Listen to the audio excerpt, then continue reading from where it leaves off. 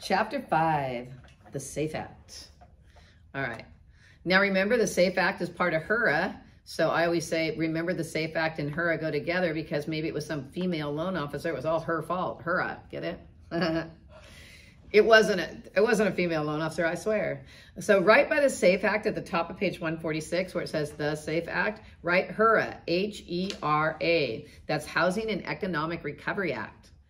So we're going to also highlight it. It says the SAFE Act was enacted. You need to know. Now I've talked to people who say that you don't need to know, but just in case you get that one test question where they ask you a date, the SAFE Act was enacted, highlight July 30th, 2008.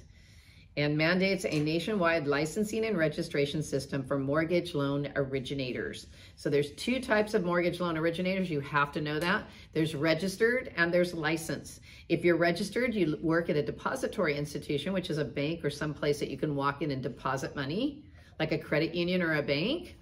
And you do not have to take the 20-hour class. You do not have to take a national exam. All you have to do is get your NMLS unique identifier and register.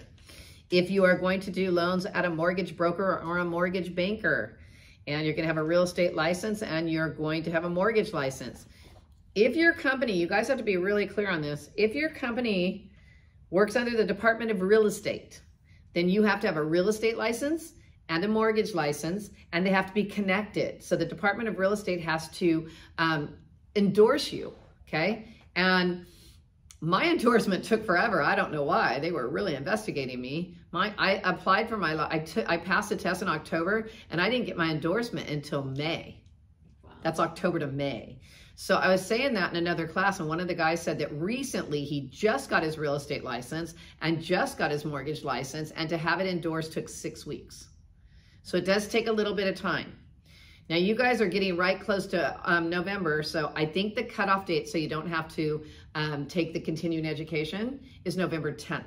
So you guys probably won't pass by then. Somebody said he was taking his test on like the 24th or the 26th. I'm taking mine on the 5th, next Friday.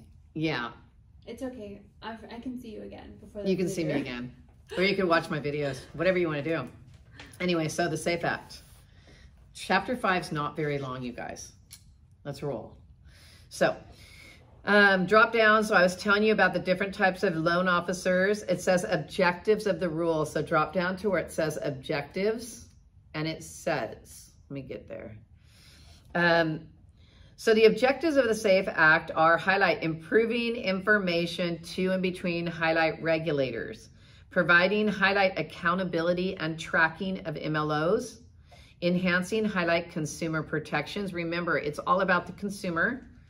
Supporting highlight anti-fraud measures, providing consumers with easy, accessible information, highlight at no charge regarding your employment history. So your client can go on the NMLS and look at your history. Isn't that great? And know all about you. SAFE Act implementations. So let's see what that says. It says on July 21st, 2011, highlight Title 10 of the Dodd-Frank Act transferred rulemaking authority for the SAFE Act to the highlight Consumer Financial Protection Bureau. They're going to ask you, what created the CFPB? And the answer is Dodd-Frank. The implementation requirements for the SAFE Act published by the CFPB are located in Title 12, Banks and Banking, Chapter 10, Bureau of Consumer Financial Protection. You don't, as far as I know, I haven't heard anybody talking about knowing about Part 1007, Federal Regulation of Mortgage Loan Originators that implements the SAFE Act, and Part 1008, State Compliance and Bureau of Registration System, that directs states to adopt minimum uniform standards for licensing and registration of residential MLOs, to participate in the NMLS database of MLOs. Under the SAFE Act, the Bureau determined that the state's loan origination licensing system does not meet the minimum requirements of the SAFE Act. The Bureau is charged with establishing and implementing a system for all loan originators in the state. At any time, the Bureau determines that the NMLS is failing to meet the SAFE Act requirements, the Bureau is charged with establishing and maintaining a licensing and registry database for loan originators. Top of page 147. To review Regulation G and H, you might want to highlight that G and H in their entirety, see CFPB website. So if you want to see G and H, you can go there, but that's under the SAFE Act. So it is now 7:25. You get 10 minutes to stand up, run around, get a glass of water or a drink of water, whatever you want to do. And I'll see you in 10 minutes.